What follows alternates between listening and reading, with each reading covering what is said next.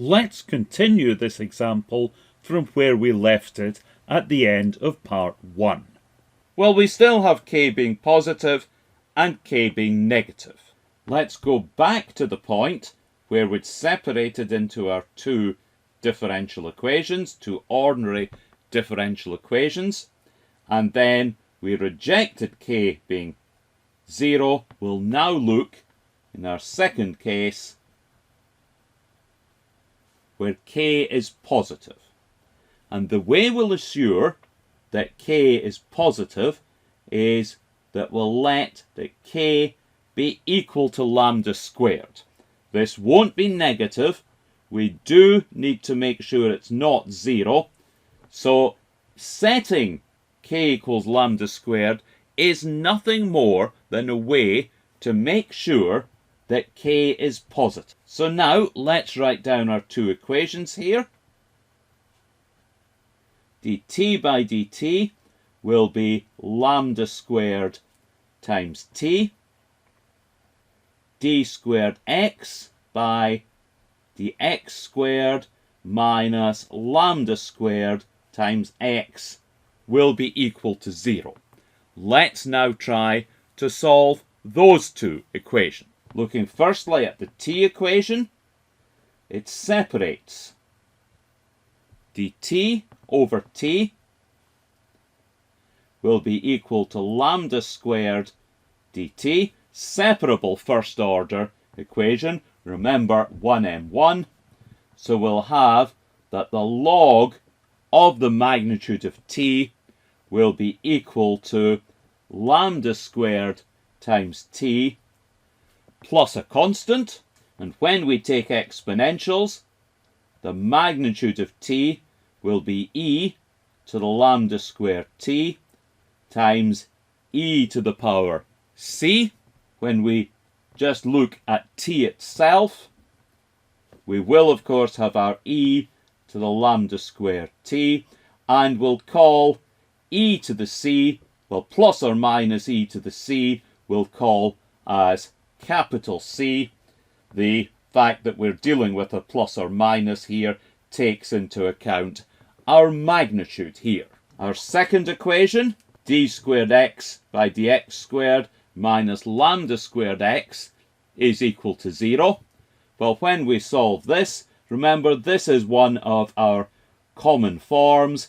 X will be equal to, say, ae to the plus lambda x plus be to the minus lambda x. So now, of course, our solution to the original equation, z, which will be t multiplied by x, we have here ce to the lambda squared t multiplied by ae to the lambda x plus be to the minus lambda x. So we can write now that z is equal to, well, here's our e to the lambda squared t,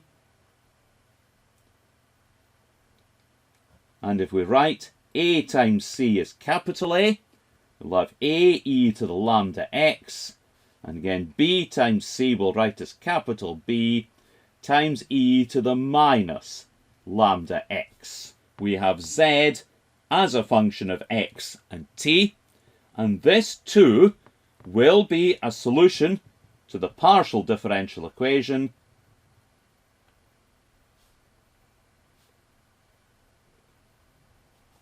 but we now need to see, can it be made to satisfy the condition? So the first condition was that z is equal to 0 at x is equal to 0. What does that give us? We put x is 0, z is 0 here. 0 will be e to the lambda squared t multiplied by, if x is 0, the two exponentials will be both be equal to 1. So we'll have a plus b. Now the exponential cannot be 0. That would only happen at minus infinity. We're dealing with finite x here. So a plus b must be 0. or we can write that b is equal to minus a. Now that being the case, let's just rewrite our z slightly.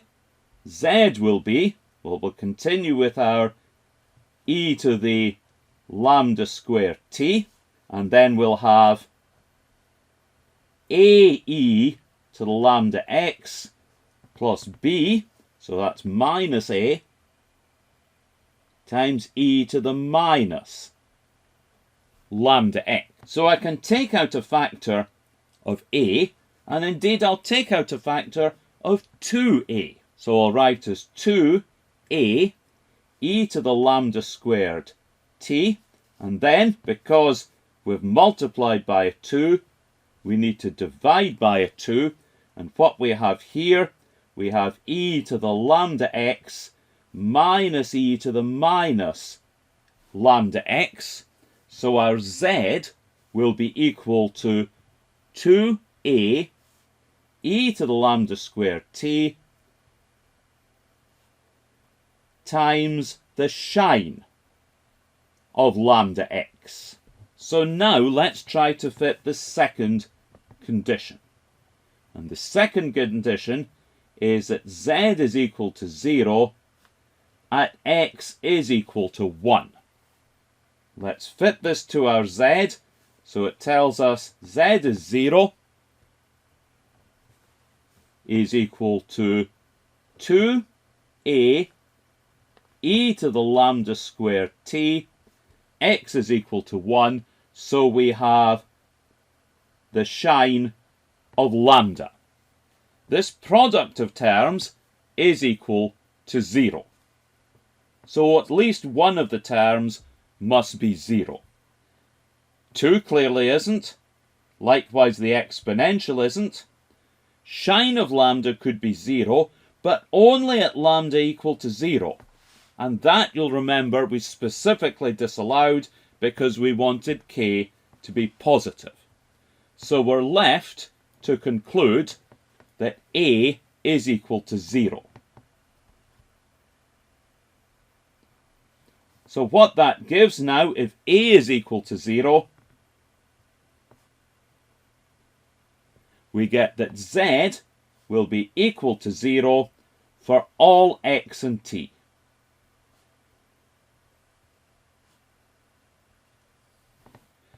And as such, it cannot satisfy the third condition.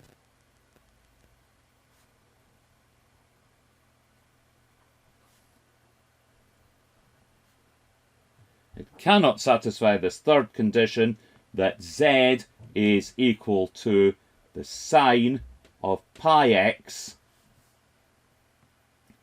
when t is equal to 0. It can't satisfy this, so we're left to reject our most recent assumption, that being that k was positive. So we reject the assumption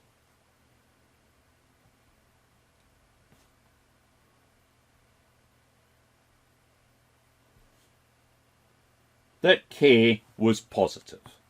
Once more, we go back to our two equations, the equations involving x and t. We've rejected k being 0. We've rejected k being positive. We're left with k being negative. So our third case here, k is negative, and we make sure that k is negative by setting k is equal to minus lambda squared. Once more, qualifying that lambda can't be 0 to make sure that k is not 0 and is therefore negative. So what happens to the two equations?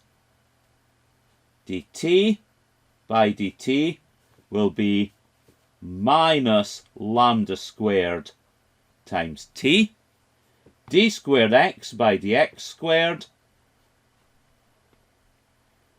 minus k will be plus lambda squared times x is equal to 0. Let's go about solving them. Once more, we can write dt over t. In this case, it'll be minus lambda squared dt. So we'll have now that the log of the magnitude of t will be equal to minus lambda squared t plus a constant. And taking exponentials, the magnitude of t will be e to the minus lambda squared t times e to the c. So when we take t itself, bearing in mind the signs, we'll get that t is equal to a constant. We'll write it as c, which will be plus or minus e to the lowercase c, depending on the original sign here, times e to the minus lambda squared t. For the x equation, once more, we're dealing with one of our common forms. We can write here that x of x will be equal to one constant times the cos of lambda x plus another constant times the sine of lambda x. So now we write our z.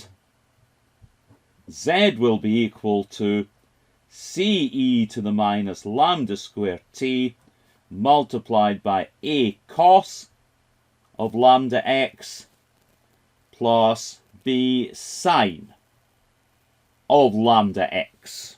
And then, of course, if we say that a times c is capital A, b times c is capital B, we get that our z will be e to the minus lambda squared t multiplied by a cos of lambda x plus b sine of lambda x. Once more, this is a function z that satisfies our original partial differential equation.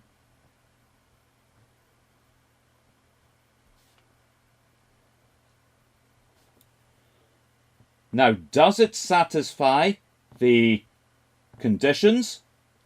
Let's see. So the first condition was that z is equal to 0 at x is equal to 0.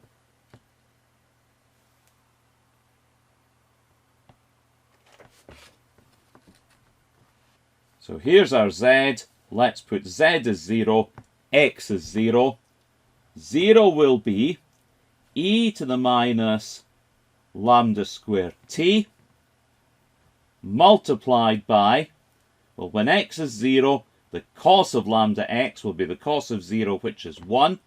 So we'll have a times 1 plus b times sine of 0 will be 0. So 0 is the exponential times a. The exponential can't be 0, so we're left with a is equal to 0.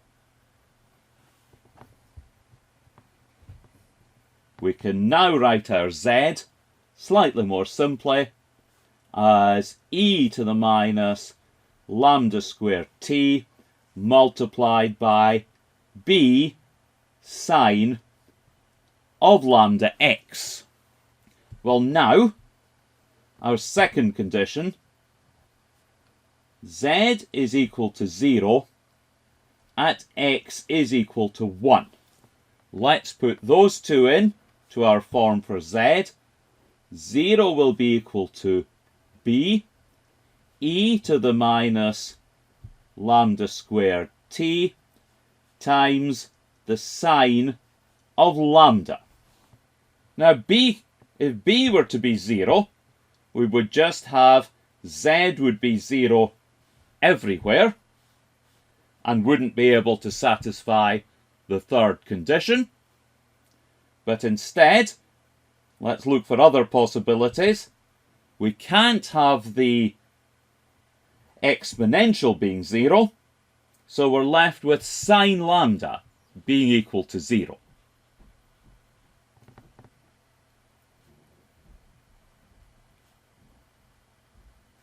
Now for sine lambda equal to 0, obviously the first thing that comes to mind is lambda equals 0, which previously we disallowed, but of course that's not the only solution. We can say on the basis that if sine lambda is equal to 0, then lambda is equal to n times pi. So n is 1, 2, and so on, as long as n is a positive integer.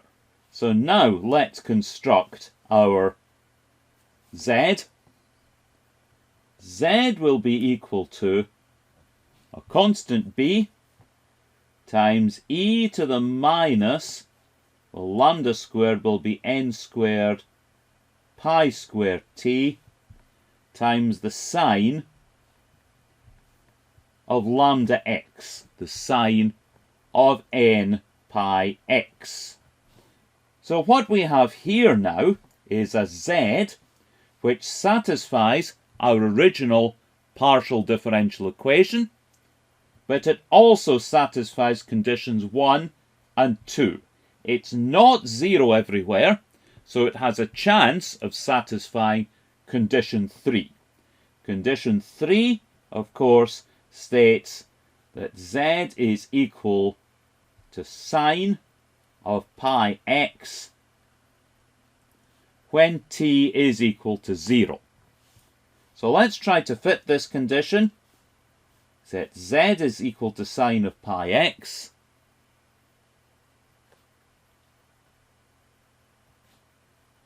is equal to b. Now when t is 0, the exponential will be 1 times sine of n pi x.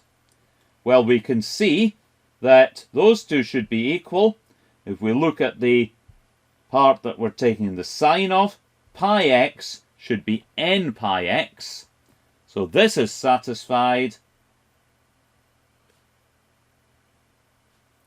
if n is equal to 1, and then of course we have 1 multiplying on this side, and b is equal to 1. So putting n is 1 and b is 1 into here. So finally, z is equal to 1 times e to the minus 1 squared. So that's e to the minus pi squared t times sine of pi x. This satisfies the original PDE.